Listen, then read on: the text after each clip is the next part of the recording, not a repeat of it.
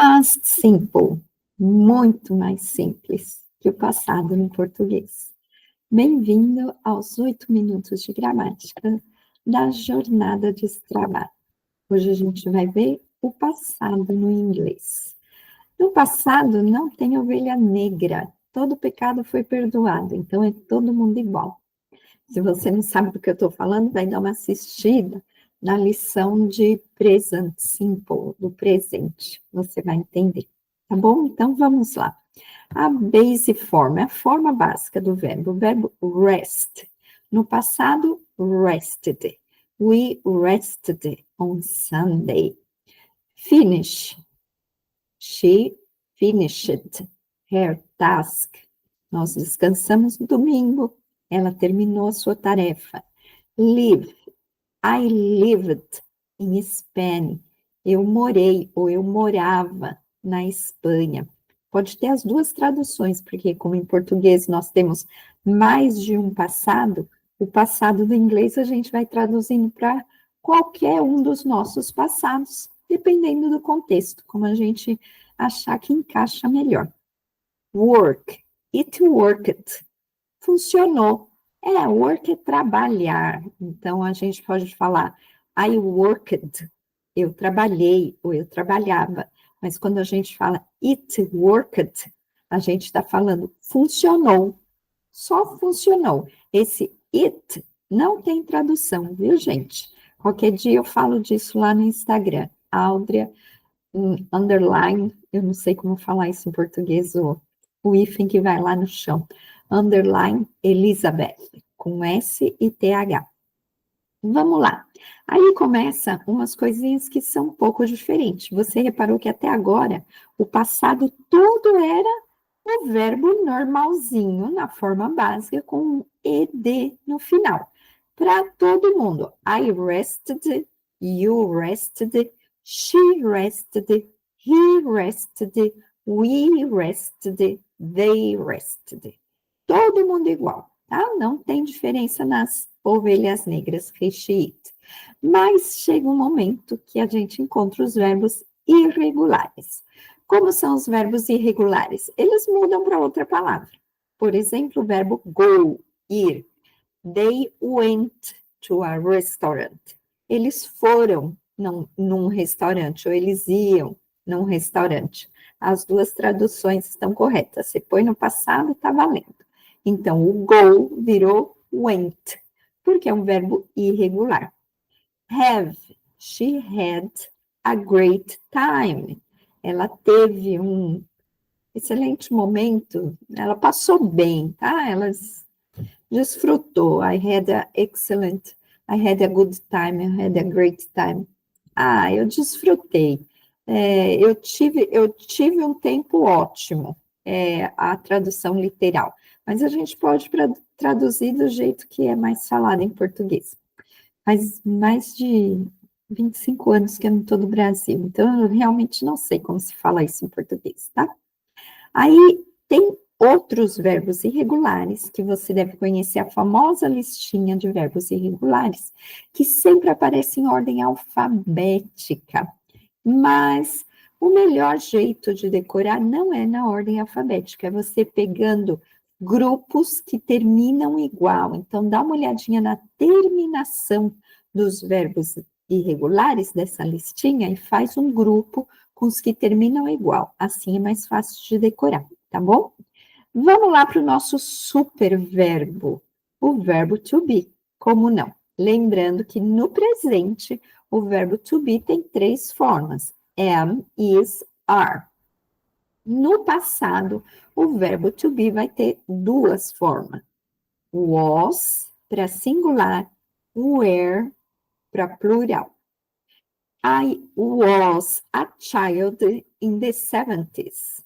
Eu era uma criança nos 70, ou eu fui uma criança nos 70. They were children. Too. Eles também eram crianças. Eles também eram crianças. Vamos abrir um parêntese e aproveitar para ver o plural? Child, criança, children, crianças. Um plural irregular. Então, I was, eu era, they were, eles eram, ou elas eram, tudo bem? O verbo to be no passado vai ter duas formas, ele tem 3 formas no presente, tem 2 formas no passado e só uma forma no futuro. Aqui mesmo, nesse canal do YouTube, você pode achar o verbo to be em 3, 2, 1, verbo to be em 3, 2, 1. Lá eu explico essas diferenças de formas presente, passado e futuro. Dá uma olhadinha. Vamos continuando, vamos ver a negativa. Como é a negativa no passado? I did not rest. Olha que interessante. O que faz o passado, did, é o verbo auxiliar. Ele está aí para fazer a negativa, did not. Às vezes a gente junta e fala didn't. E ao mesmo tempo ele faz o passado. E o verbo, olha como ele ficou normalzinho, feliz da vida, sem trabalhar. Quem trabalha é o auxiliar. Ele vai fazer a negação e vai fazer o passado ao mesmo tempo. E o verbo do que é o que a gente está falando, descansar, não faz nada, fica normalzinho. I did not rest. Ou I didn't rest. Eu não descansei. She did not finish. O finish, terminar, ficou como ele é, a forma base, não fez o passado. Por quê? Porque o auxiliar que está aí fazendo a negativa, did not, que no presente é do not ou don't, ele foi para o passado, virou did. Ele faz o passado e faz a negativa. She didn't finish. Ela não descansou. Aí a gente chega no nosso famoso to be. O to be não precisa de um auxiliar para fazer a negativa. Ele vai fazer a sua própria negativa. E ele vai fazer o seu próprio passado junto com a negativa. I was not a child. I was not a child. Or I wasn't a child. E no plural a mesma coisa. They were not children. Eles não eram crianças. They were not children.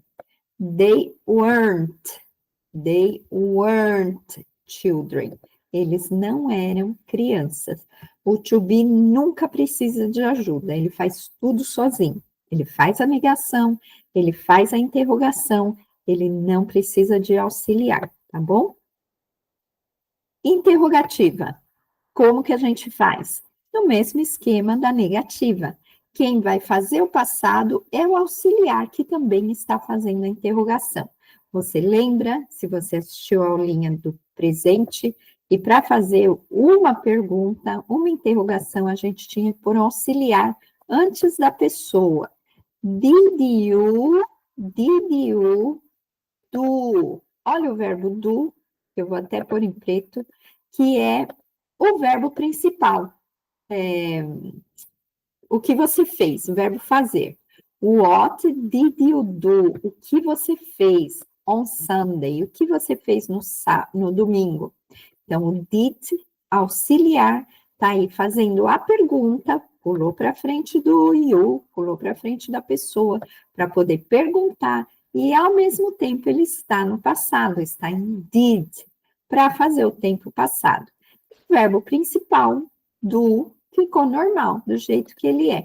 É um pouco confuso, porque o do aparece 2 vezes, né? Como auxiliar que pulou para frente, ele aparece no passado, porque ele também está fazendo o passado. Então, ele aparece did. Como verbo principal, quando o auxiliar trabalha, o principal não faz nada, ele ficou aí normalzinho como do, igual que sempre, tá bom?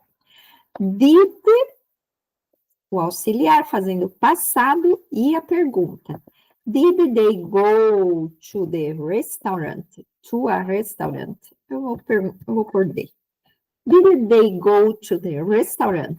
Go, eles foram no restaurante. O go tá ir. Ele tá normal, verbo base. Quem que faz o passado? O auxiliar, did.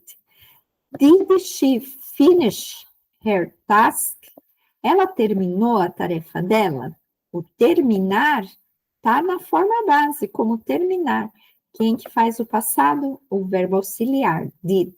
Ele está na frente para poder fazer a pergunta e, ao mesmo tempo, ele está em forma passada, did, ele não aparece do, ele aparece did, para fazer o tempo passado. Aí nós chegamos outra vez no nosso precioso superverbo to be. Aí, ele não precisa de auxiliar, ele mesmo pula para frente para fazer a pergunta e ele pula para frente já no passado, porque ele também faz o passado. Ele é um superverbo, ele faz tudo. Were you a child? Você era uma criança? Were you a child? Você. Como que eu sei que you é você? Vamos começar do começo. Where. Lembra que no começo eu falei was para singular e where para plural? Mas aqui eu estou falando você era uma criança, então por que eu estou usando where? Porque o you pode ser singular, mas o you também pode ser plural.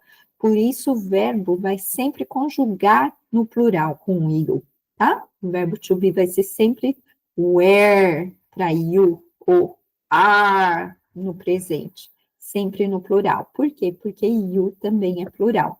Olha aqui, were you were you children? Were you children? Vocês eram crianças? Vocês eram crianças? O mesmo you, aqui é vocês, e aqui é você. Como que eu sei? Porque aqui está criança, uma criança no singular. E aqui, crianças no plural. Por isso que eu sei que esse you é vocês e esse you é você. Mas eu não posso conjugar o verbo cada vez de um jeito. Então, eu vou sempre conjugar o verbo como se fosse sempre plural. Were, were. Tudo bem? Eu vou deixar aí nos comentários uma lista de verbos irregulares já agrupados por terminação para ficar mais fácil de você memorizar, decorar, tá bom? Aproveita e dá like no meu vídeo. E compartilha com alguém que também está aprendendo inglês. A gente se vê na próxima semana.